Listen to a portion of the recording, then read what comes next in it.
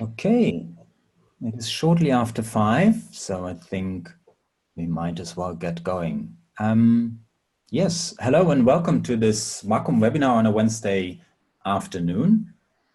This is another part of our Casa Wacom at Home series of webinars that we've set up in these crazy times to reach out to you guys and offer some information and inspiration while most of us are sitting at home.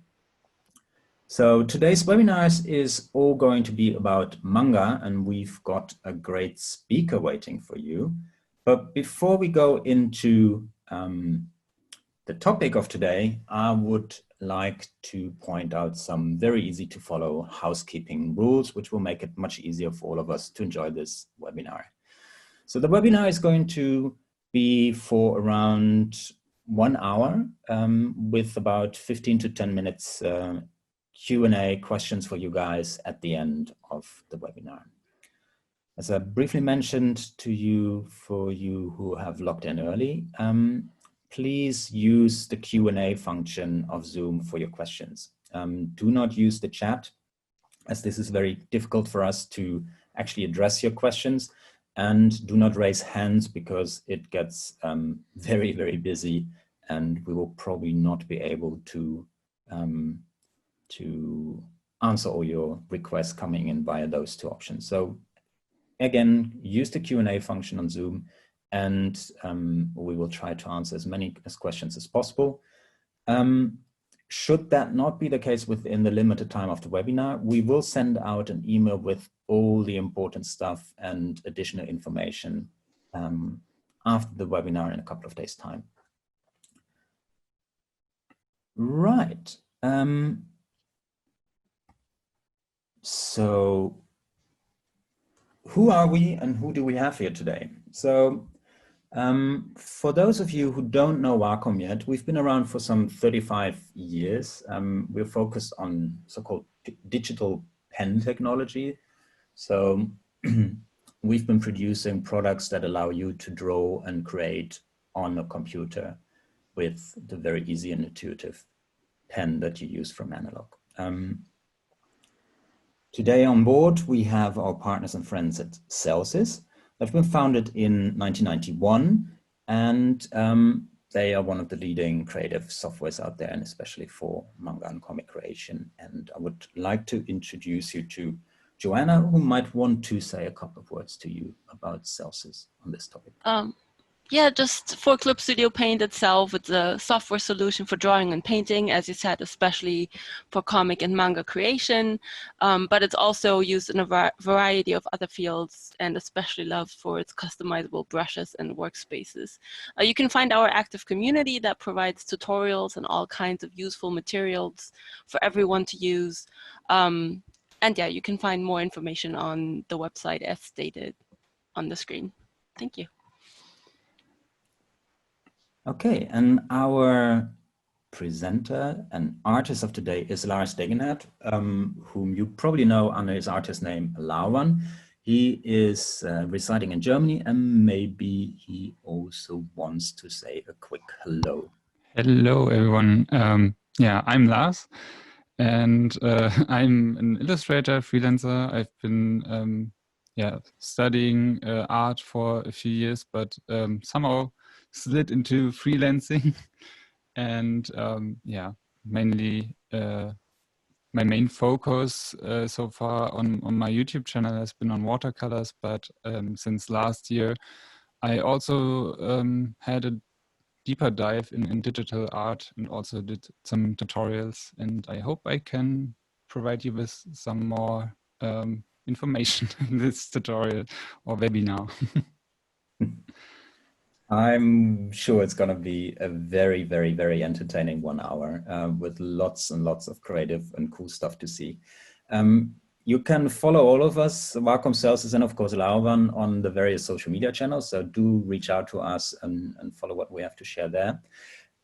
For this webinar, maybe some practical advice on top of the housekeeping rules. In order for you to get the best experience, do play around with the gallery view and the speaker view settings in Zoom interface. So we have basically two screens that we're going to broadcast. One is the screen sharing, so you can directly see what Laovaan is creating in Celsius. But we also have this over-the-shoulder view that you now see in the panel on the right, which might be a little bit small for you, especially if I'm now speaking. Then if you have the speaker view activated, then always the one who's actually speaking will be on top of your preview list. What you can do is go into the preview window of the over-the-shoulder camera and click on the three little dots in the right-hand corner and click on Pin Video. So, and anyhow, if you've pinned the video on the right-hand on the right-hand side, there's a slider between the shared screen and the pinned video, and with that slider, you can actually adjust the size of the two screens. Give it a little go. You can't break anything actually, and you will find a good setting for you guys. So from now on, I think we're ready to go. Enjoy the show, and we will see you back for the Q&A at the end of the webinar. Laovaan, this is yours now. So hello again. For this webinar, I prepared a little line art sketch. I used like a pencil sketch brush. So in order to talk a bit about painting and how to work with a line art like this and how to color it, I prepared some points actually just to give you an idea. And I hope the time is enough. But yeah, let's get started. So imagine you have your line art done, and we want to color it now. So for that, we are going to need a base layer. So something where we can work on that is more or less like a flat area of the figure. And I chose like this part to go a bit deeper because I think it's a nice image for digital drawing as a whole. Because with digital art, there is like a lot of different ways to do it. So keep that in mind, like what I'm going to show you is like not like universal rule or something, but just a different way or another way to approach things. So to create a base layer, as I said, we have different options. So some like to use the bucket tool, which would be option A. And the bucket tool, it has like a nice pro argument for itself. It's very quick. So you can just click on your areas and stuff like that. And yeah, it's basically then filled with color. But the problem is, as you can see, like, especially with a not so clean line art, it gets quite messy. So for this, we might not choose this option. But we have a few more options that we can use. So maybe there's one that we will end up with. So another option would be to take a pen and more or less loosely, but just go the line, trace the line that we created earlier, and basically create like a cleaner shape, or the shape that's cleaner than our line art.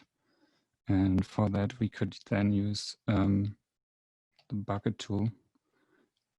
But yeah, that's also a bit work intensive.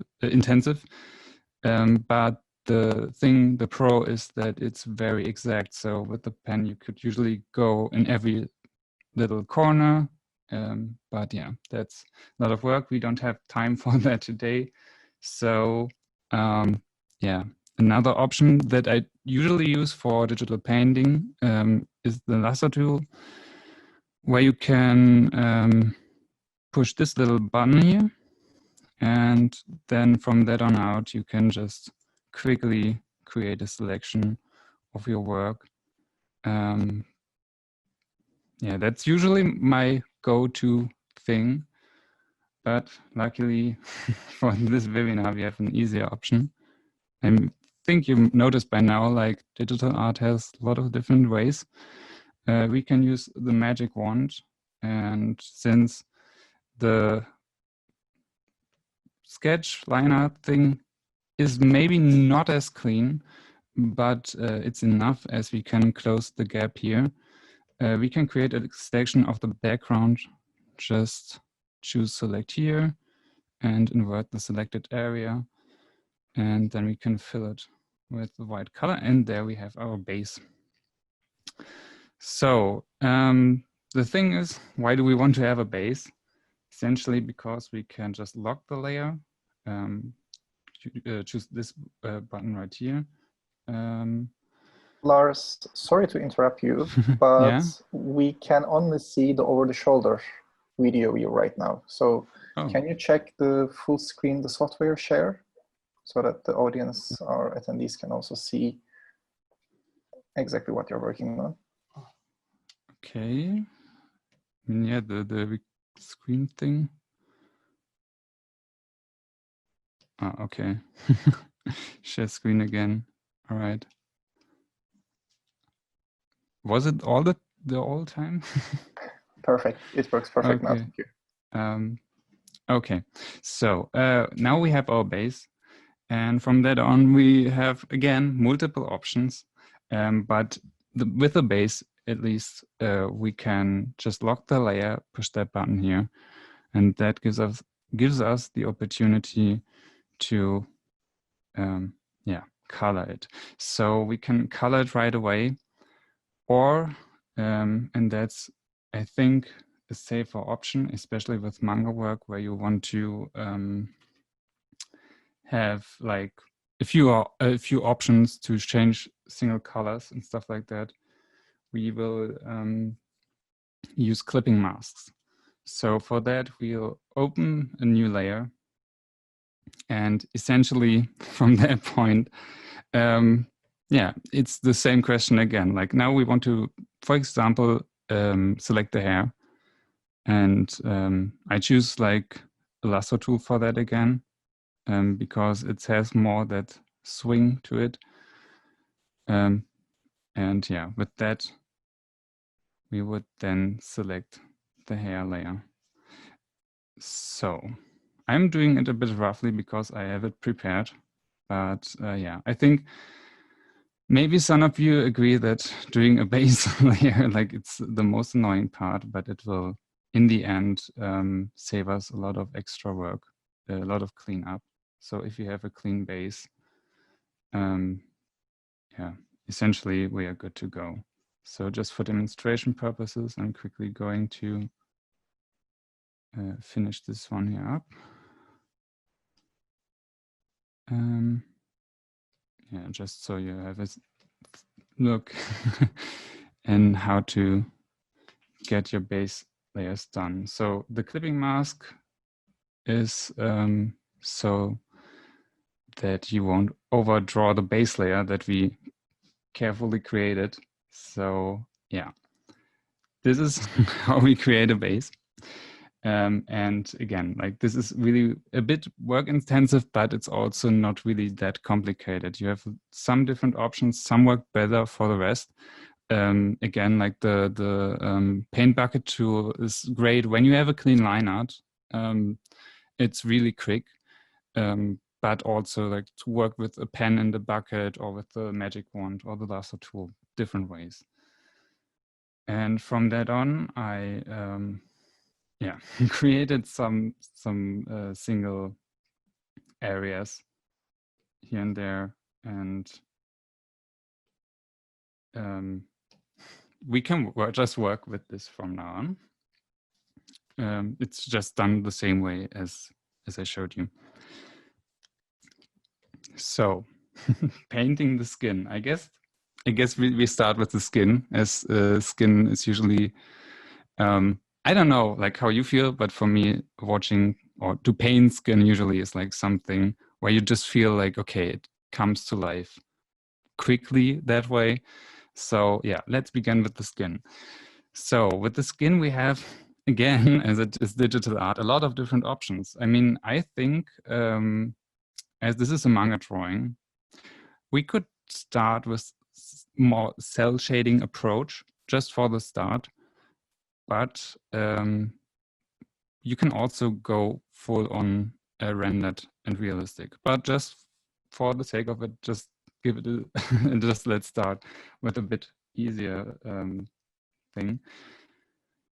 So I create a new layer. So this is also more for demonstration. I create a new layer and do a selection from the skin layer.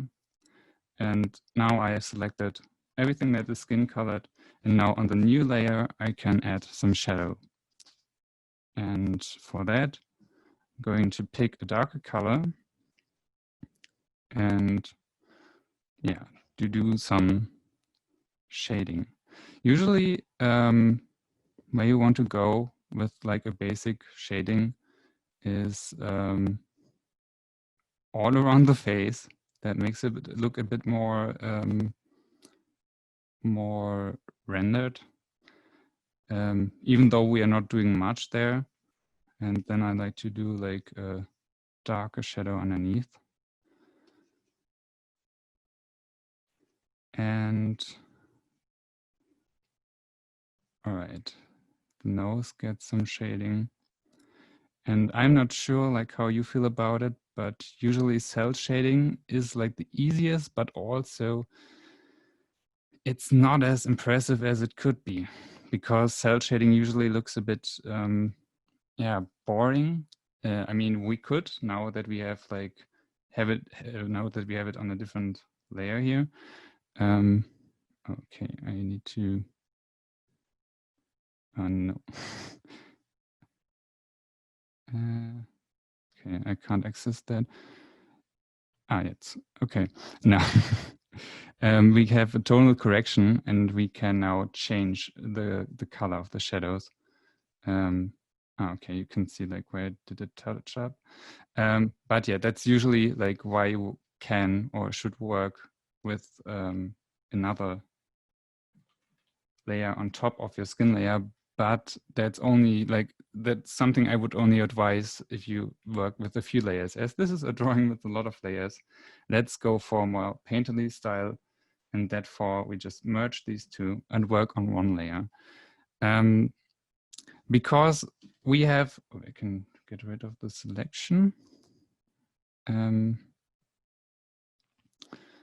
Because I locked the layer, as you can see here. Always make sure to do that and switch that button on. But yeah, when we shade skin, usually, again, we can go from very basic to very detailed. But as this is a manga drawing, it doesn't need to be as detailed as like, if you would want to draw a human face or more like semi-realistic style. But you also maybe want to have it a bit more than just cell shading. So there are different ways of blending. And I'm going to show you like a few that I usually use. So we have like a shadow tone and the ordinary skin tone that we did with the cell shading method, which is just using plain shapes and colors as bold areas and then laid them down. Now I choose like a brush that I downloaded from Clip Studio Assets. Yeah, you know, this one. I don't know if if we can link it later, but yeah, just pick the brush you like. It doesn't, in the end, doesn't really matter, because there are a lot of different brush options that you can use. And what I'm going to do is use the pipette tool, the color picker tool, and just pick the color and then slightly brush over the shadow tones. And also, like, this is just vice versa. Pick the darker color and pick the lighter color and create like a slight transition there. And you will quickly notice that little bit of texture that happens when you use like different colors and brushes and that you use to build up your face or your manga drawing, that really makes a difference. It looks a lot more interesting because the eyes have something to rest. And we can even combine that with a plain airbrush. So airbrush, probably all of you know that, is just one of the simple tools. Like we had earlier, like a hard brush. Now we're going to use a soft brush. And this can also be great to just create a little bit of a gradient. And as this is digital, I know it's stating the obvious, but don't be afraid to just work how you like. There's like very few, let's call it like rules, not really, but something you would have to keep in mind, which is like, for example, the way that you stack your layers, because for example, like I just made the effort to go with the Lasso Tool here and there. And if I just would flip these layers, then you can see like, okay, like these are maybe rules that you want to keep in mind, or like something you want to keep attention, like where is your layer and stuff. But with painting, actually, if you mess something up, there is no real way to mess it up. You can really experiment. And if you think like, okay, maybe that shadow here, for example, can be a bit bigger, or maybe I want the shadow to be up above. There's really no rule. But what I can tell you is that textures usually make things look more interesting. So this painterly style, which again is often just using the color picker tool and merging the colors into each other, really makes it look more interesting after all than just plain cell shading. And as we have done like a few shadows, we can also do some highlights. So I'm not sure if you noticed it, but like the shadow tones are quite on the color side. If you look here on the color wheel, it's reddish. But if we want to go a highlight or pick a highlight, we want to probably go a bit more into the warmer region, warmer areas, and pick a slightly more saturated, lighter, more yellowish shade. And when doing highlights, I mean, you notice doing shadows can be very reduced. But with highlights, you usually also want to go and use them very as a highlight, as a literal highlight. So we can put one here, and you just notice probably that even though the tone, I mean, I wasn't really sure if it would work, but it does, because like warm light gives you a colder shadow, and that's what we did here.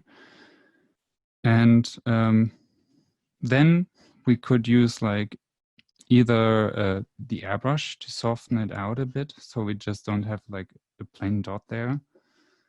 So we can use like an airbrush there,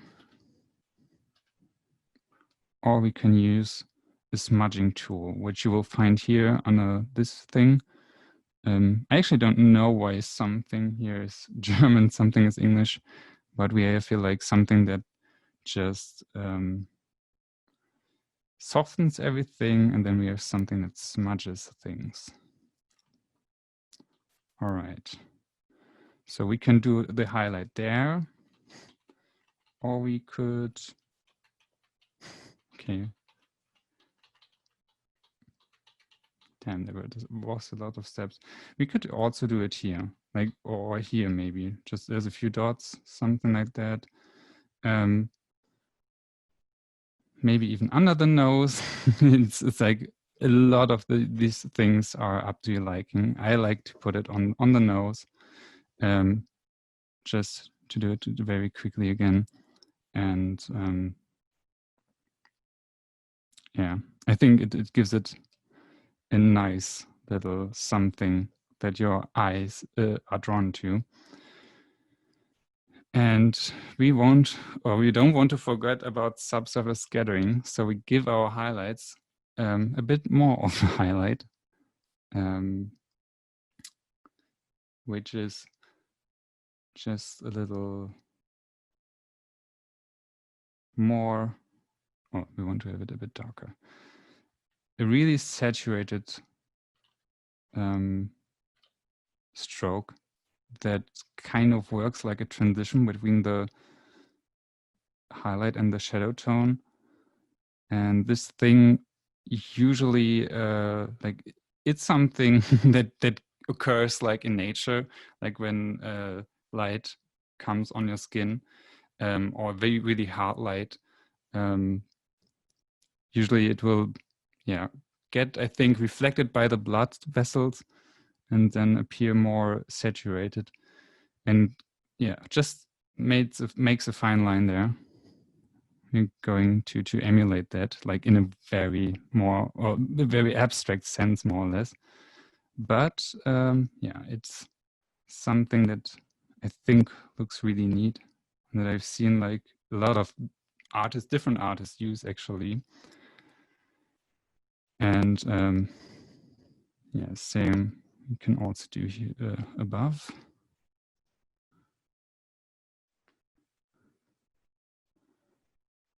And just notice like how I usually like the color picking tool is my go-to thing, because again, like you can use the blending tools, the smudging tools, but I think they quickly go to making everything look very blurry and with a more painterly brush style or painterly brush, you have like more, you create more points that your eyes can rest on. And so, yeah, after all, I really recommend it. I just demonstrate another like a more obvious way how I use it. It's like creating different stripes, more or less, for the shadow tones. So we're going to go a bit darker here, as well as here, and then slightly add another stripe here and there. And that's like, I think it comes really close to cell shading, but again, it has texture, and that makes the manga drawing much more appealing or look more elaborate if we have like certain areas that we actually focus around, and that we give that extra attention.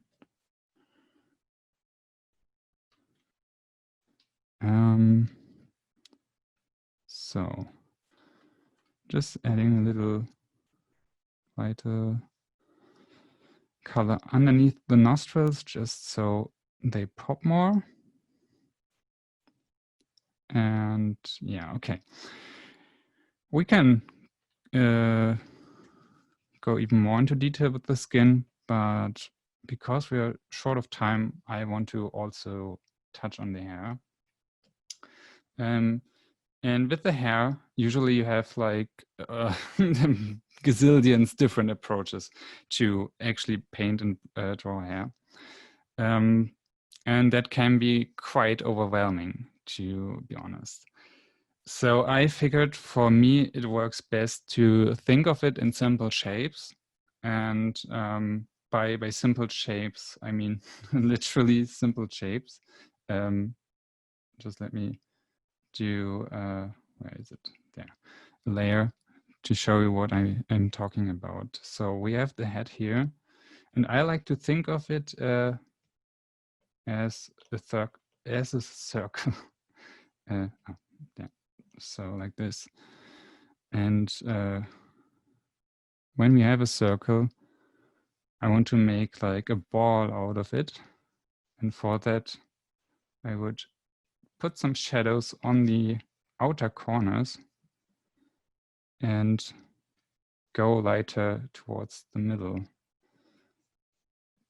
And depending on where the strongest light source is, you can go more up or you can go more down. Regardless, we're going to use this model for our, let's stick it there. We will apply that to our hair for the first step. So I'm going to choose just with the ball a soft airbrush and pick a color. I like to work with more muted tones because when you use like really screaming colors, it can really overload your picture. So working with a few highlight saturated color tones like the subsurface scattering, where we use a vibrant orange, often is enough. So we have like here very muted tones, and just like with the ball, I'm going to apply them here to create a bit more like the illusion of that something is coming like closer to us. And this also now is like the perfect base to get crazy. And by getting crazy, I mean painting and drawing details. We have imagined us like this is a giant sphere now. And now we have to think of more like banana shapes that usually go with the hair flow. And just like a little something there, usually when you do your sketch first, it's like the easiest way to what really helps you with coloring hair is when your sketch really supports like a point where the hair grows out from. Like this would be the point. So every stroke I do, like it will always follow that flow. It's harder with characters like Son Goku or Naruto, where you don't really have like this focal point. But yeah, that would be like probably a different story. But for this demonstration, I chose something where we have like some orientation. And I really recommend to keep in mind, like, okay, if you have like different multiple points where you can focus on, doesn't matter. At least you have some orientation. And now what I'm going to do is like just spreading highlights and shadows. And for that, again, like I'm trying to imagine more rougher shapes. So I'm not going to paint every single hair, but I'm going to go for more, more banana-like or more organic shapes. It doesn't really have to be like always the same thing. That would be boring, and it looks more natural if we just go with it. And what I'm doing is basically just use the color picking tool, get a shadow tone, and then I'm going into the highlights and paint some shadows there, and vice versa. So I can also use like a lighter color, go in there and create some highlights. And yeah, essentially, this is a step that can also be applied with the clothes and with a lot of things actually, where you just lay down like your highlight tone and then you go in with the color pick tool and the brush of your liking. And this way, yeah, we can shade. The downside of this technique is for now that we are only working with 2 colors. So in the process, you might want to switch things up, yeah, and go in with a different color. And for that, as we have seen earlier, like a more saturated orange might just do the trick. Going here, just trying to estimate, okay, how dark we are going to be. Here.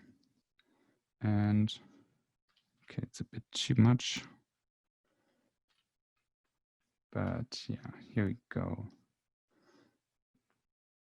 This way we can just, the shadows that we did, going to give it like, or more or less the highlight actually, we're going to give it like a slightly more saturated glow, just as we did with the highlight on the nose. And as we keep on working with the brush and with the color pick tool, we're going to blend everything together. And if you notice like, okay, I want to probably go and have more contrast here, you can also just pick a slightly lighter color. Going to give it a bit more warmth, maybe a bit more saturation. Okay, that's a bit, let's pick this one, I guess. And create even more shapes on top of the shapes you already did. These can like be more shapes that put emphasis on what you've already drawn, but you can also go really just any direction you want to. I like to work a lot with like little triangles. Just to keep like, to add more detail, but again, not draw every single hair. Because that would be quite a lot of work. And with manga drawings, it's not even that necessary to be as exact.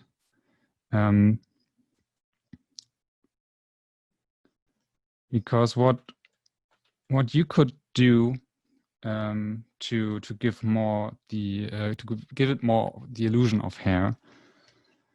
If like that's something where I would say like, okay, if this is to, a bit like if you struggle with this technique, there's another way, as it is a ritual with digital art, where you can also use the Lasso tool and actually layer hair. That might give you like a better understanding of how your hair is shaped. So if we are working here, for example, on the sketch, these glasses here I put there not really just because they look cool, but also because they give more of like a fore and background. So you have like in the background, like the back of the hair, and in the foreground, you have more like a fringe pony or something like that, fringe bangs. And so we can go there and just with the Lasso tool create shapes on top of it, which really is something that works with both. So if you are more of like a manga artist, this technique works well as well. If you are more of a realistic artist or whatever, actually. And now that we have that, you can go in there, put this layer on top of your line art, because this is going to be in the more painterly direction, where we don't want to really have the line art underneath, because the line art essentially works as like a guideline, something where you can keep orientated with. But for this one, you want to have it on top, which also, like, again, this is, I chose a pencil sketch line because usually it makes you more willingly to go over it, because it's a bit annoying to work with a not that clean line art, and then you are more out of your comfort zone. So I recommend switching up your line art brushes every once in a while, just to see what different results you actually achieve there. And yeah, so now we have like our little hair strand, and we can work from there.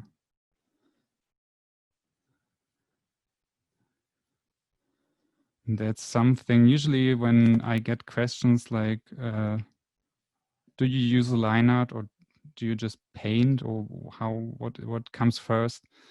It's typically like stuff like this that I'm doing, where I'm mixing things up over painting stuff and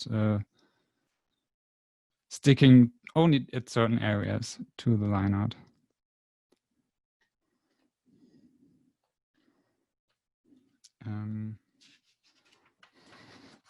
Just checking if I didn't forget something. Okay, yeah, great. So I'm going to add some more details. And the thing is, when you work with the Lasso tool, you might end up having a shape that you think could be a bit more dynamic. So we have here like something, maybe it looks a bit stiff. Let's talk about some shortcuts that I can recommend. And Control T would be one of them. It's also like above here, but right now, I don't think I really can access it. But if you go with Control T or transform, it's a transform tool basically, we can just adjust the shape of it, maybe, give it a different flow. As you can see, like, looks a bit different here. This looks a bit more spiky, a bit more like a punk character. And yeah, we can basically just adjust things with the transform tool. And that's something that I really recommend to put somewhere if you have like a Wacom tablet where it has like buttons on the side. Control T is essential, just as the color picker tool, which would be the shortcut Alt. And also like things that would adjust your transform tool. Like I think this is control, just pushing control down, and you can transform it more freely, or just hold shift and it won't change like the I don't know what to call it, but it will just stay the same. All right. Let's check.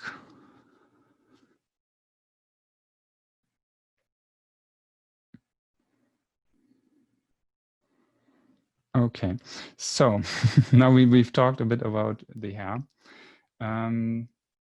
Let's have a look at the eyes. Also a tip that I don't really follow, give your layers some names. Layer 10 is now my eyes layer. That will help you a lot of, will help you a lot if you're working with a lot of layers. But I can't deny that I'm also like a bit lazy when it comes to labeling my layers. But yeah, that's just the side. So when we come to color the eyes, usually like the same as the same thing that applies with all the rest. You don't want to just go in and pick like a burning bright color. You can do that, but I mean, it has an interesting effect, but sometimes just looks a bit strange. So you want to work with a more muted base, maybe like a slighter grayish blue. And from that on, we can just add like a little highlight. And this again, literally, that makes the eyes pop more. And usually I like to put like a little bright dot there. Just as you can see, like when we zoom out, it already has like a bit of a glowing effect to it. And from that we go darker, but not more into the saturated one. So we're going to be more in this area here where we have like more grayish tones. And we can, switch things up. So as I went up with the highlight, I'm going to go a bit more into the colder area with the darker tone. It's a bit too dark. And add some shadows here and there. And as I did the sketch, I like to think of the shape through, because sometimes you have a cat eye character where you would put a little dot there. But I also just like to have the shape already set. But it doesn't actually mean that we just have to stick with it, because we can just pick another darker color and put it right here. Okay, now here's the hair in front. But so we have like a bit more of a cat eye expression, but that's really just up to taste. Another thing is we can also just use the highlight color if we want to have more details, put some dots here and there to create a bit of the transition look.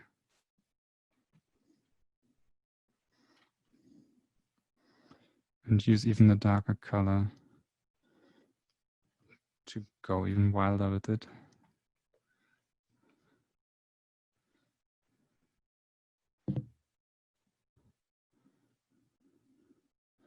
And a lot of it comes really down to contrast. So darker colors and lighter colors, almost saturated tones, work just great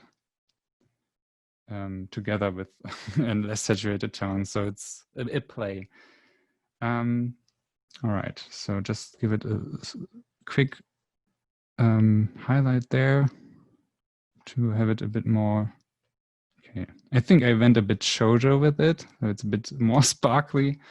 But that's how you can do the eyes. Of course, you can change that thing up with the tonal correction, which is the function Clip Studio. And okay, I think we have. Do we have like a minute left? Let's see, what can we talk about? Okay. Just a quick thing that I really enjoy about Clip Studio. So now that we have like, let's pretend I got to the end and the character is colored. And you want to have a background. Clip Studio has like an asset section, which is like this panel right here. There you find like the 3D figures that are great. Usually I don't really use them to directly create a manga character, but to look up if there are any mistakes that I made in regards of perspective. But they also have like backgrounds that you can use, that you are free to use. And there you can like figure out a lot of things. You don't really have to use them. You can just overpaint them or whatever you want to do. But I figured that there is a lot of benefits to it, to just quickly check if like a certain light situation makes sense. Here, for example, we have a lot of reddish, yellowish, orange tones. And I think they work great together with like the complementary color scheme, which is like here, the blue and the greens. So the character stands out a bit more. But there are also, of course, ways to quickly create your own background.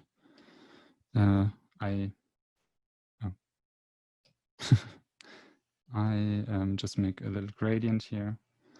And then you can work with brushes, essentially just, again, the Clip Studio Assets function, where people from all over the world, they create brushes and assets and just anything you want to need or you can need. You can just look up if you find something there. I just go here with a little bamboo background. It's me.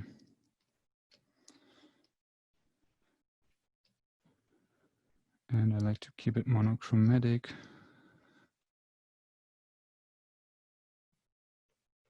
So I'm going to lock these, overpaint them,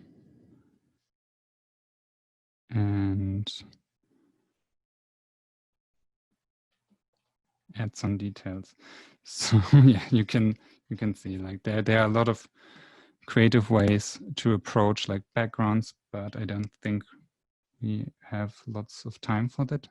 So yeah, I think it's now time for the 10 minutes for the Q&A. Am I right or wrong? Yes. Hi, Lars. Hi, people in the interwebs. It's me again. So first of all, big thank you for this webinar. We saw a lot of questions coming in. I think you sort of managed to either see and sense the questions popping in and answered quite a lot of them already. I have a little short list which might help to address some. And as we mentioned before, we will definitely reach out via email for all the other questions. So I saw one question that I quickly can answer. Yeah. It was about how to color line art. So what I would recommend, if you want to like have it very quickly, is take your layer where you your group layer where you have like the base colors there, duplicate it, merge the selected area, and then you can group it, clip it on your line art. I just make that again. So there, and then you use the tonal correction, which, okay, I need to now get there. But with levels, you can make it darker, and then you have like a colored line art. Just really don't know how to get up here. But yeah, just like to multiply, and okay, they're a bit colored now. But yeah, that's usually a quick way to do colored line art. Okay. The other questions that we had was just your general layout setup, canvas size and resolution that you work in. I'm not sure if you addressed it.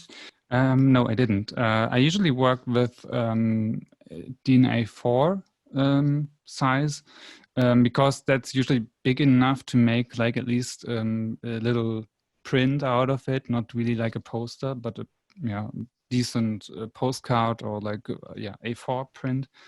So 300 dpi and A4. But sometimes there are like occasions where you want to go bigger, like if you work for towards a convention where you want to have like giant posters or something like that, then just go bigger. Like usually also Clip Studio I think has like some presets where you can choose, and I usually take A4. That's usually the size of this block here. Okay, cool. Thanks very much. There were a lot of questions about brushes. Would you have, like, from the top of your head, a list of your 5 favorite brushes that you use constantly, or the 5 most important brushes that you would recommend to beginners, for example? I have some brushes that I think are really fascinating. I used them once, I think, for my comic book, but just the effect is so cool, which is just like a brush that creates your hair, and you can work off from that. Also, like here, this one is for I really love these playful brushes where you have like different things. But just for effects, or what I really regularly use is brush that has, I think, a Chinese name, or it's called Dust, and make it on a light color, and then you can add some glitter effects there. That's like, I think that's also a really good way to create like the illusion of a foreground and a background without much work in a way. But yeah, it's this one. It's from the asset store or asset front there. Cool.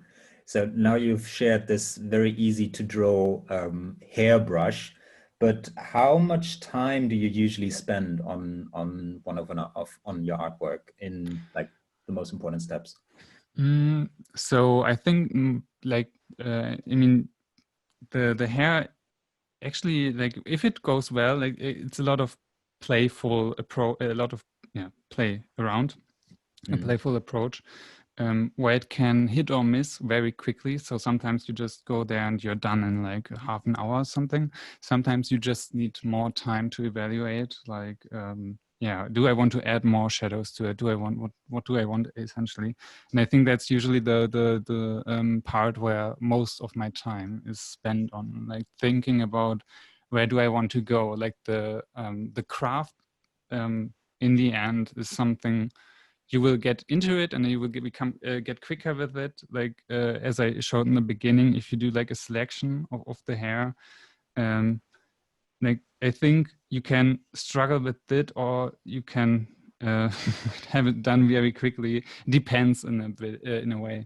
But I think for me, a lot of it is more in the conceptual thinking about what am I drawing rather than how am I drawing. Right, and for the entire piece, how much time do you usually need for it?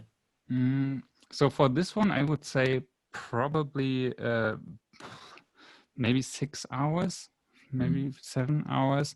Depends on if I would work over like the line art and stuff like that, because as you can see, like this pencil thing, gets a bit in the way of the flat colors. So usually for some areas you would overpaint it, and that can really take a lot of time. But other than that, it wouldn't be as long. So if I would have done like a clean line art, it would have been, I think, a different story. But also, like, it depends then on the look. Like when I said you have different approaches, you want to figure out in the beginning where you want to go. Do you want to go in a more cell shading manga way? Do you want to go like a hybrid version of a more realistic style like Zakimi-chan does? Or do you want to go full on into that rendering and stuff like that? So, yeah. Because essentially like the skin was done very quickly, but you can spend hours on that alone, depending on where you want to go. One last question. Do you have any specific pen settings or shortcuts in the Wacom driver when you work? I have like, as I said, a transform tool, which is Control T, which is like for quickly moving things around. Alt is always on the pen. So I quickly can just pick colors and pick like half tones between those colors and go more into detail with certain shapes, like this thing here, for example, and then work more elaborate on that. And also like those modifier, like just control for example, the transform tool to push it in different forms and directions. And yeah, that's, I think maybe like right click, but I think it wouldn't work here, but yeah. Okay. Well, thanks very much. We are at the end of our time. As I mentioned, we will probably dig through a couple of more questions after the webinar and share as much information for the attendees. Lars, a big thank you from all of us here. Thank you also for having me. More than welcome. I already saw a couple of requests to have you on board more often, so let's take it from there. Before we go away, hang on, yes, let me quickly, this one. Share some more details. So check out our website, as I mentioned, check out our social media channels. You will probably see a couple of posts on this webinar in the next hours and days. As I mentioned, we will share a lot of information afterwards via email. Should you be interested in purchasing any of our products, if you don't have one already, do check out our special offers that we're currently running on the e-store. The promo code would be Casa Wacom, and it allows you up to 10% discount on a lot of products. So it's definitely worth checking it out, should you be interested. Otherwise, that will be it from us for today. Again, a big thank you to Lars. A big thank you for all of you who attended this webinar. I think it was very enjoyable. Lots of questions, lots of comments. And yes, we are looking forward to seeing you again soon in our webinar series. Thank you and bye-bye. See you soon. Goodbye.